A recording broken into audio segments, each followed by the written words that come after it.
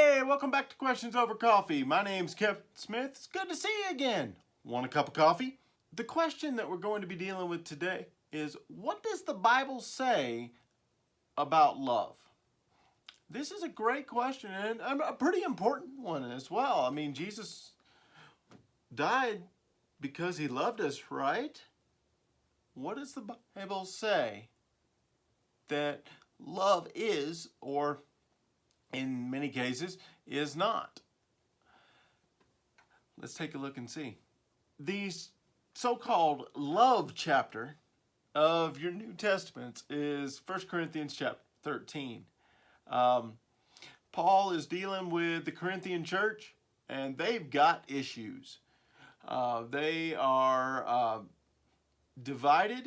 What they've got is a situation where there's, in chapter 5, there's a guy that's living in sin that they are just like, yay! And, they're divided on that. They're divided by lawsuits. They're divided by the gifts that God has given them, and, among other things, but in all of this, Paul says, you want to know what the greatest thing is? The greatest gift, if you will, that God has given people and that God expects from his people to be directed not only to him but to one another? It's love. Here's what Paul says in 1 Corinthians chapter 13, and we're going to go ahead and read verses 1 through 8. Let's read together. If I speak with the tongues of men and of angels, but do not have love, I have become a noisy gong or a clanging cymbal. If I have the gift of prophecy and know all mysteries and all knowledge, and if I have all faith so as to remove mountains, but do not have love, I am nothing. And if I give all my possessions to feed the poor, and if I surrender my body to be burned, but do not have love, it profits me nothing. Love is patient, love is kind, and is not jealous. Love does not brag, and is not arrogant, does not act unbecomingly. It does not seek its own, is not provoked, does not take into account a wrong suffered, does not rejoice in unrighteousness, but rejoices with the truth, bears all things, believes all things, hopes all things, endures all things. Love never fails. But if there are gifts of prophecy, they'll be done away with. If there are tongues, they will cease. If there is knowledge, it will be done away with. Okay, so what you've got here, as we've already said, this church is arguing amongst themselves. My gifts are better. I have wisdom. You don't. Neener, neener. Things of that nature. I have special knowledge. You don't.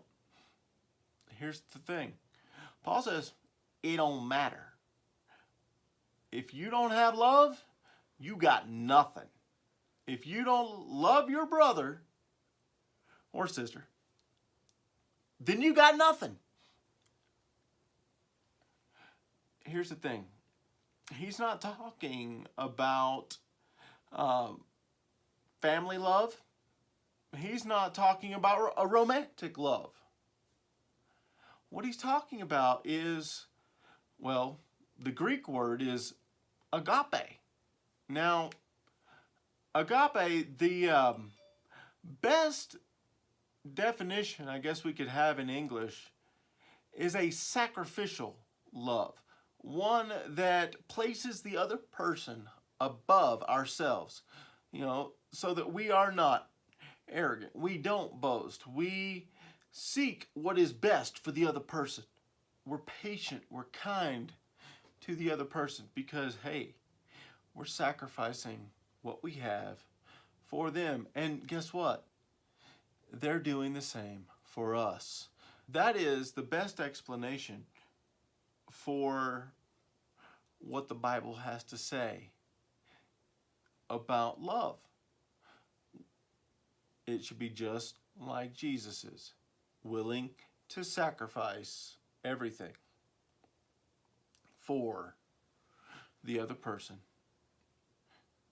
no matter what it costs, because they are important, because they are a child of God, just like you. So I have a question for you. How do you show sacrificial love for your brethren? Leave me a comment in the section below. Don't forget to like and subscribe so that you don't miss anything that's coming up on Questions Over Coffee. Thank you for our time together. I look forward to the next time we have. Keep pressing forward.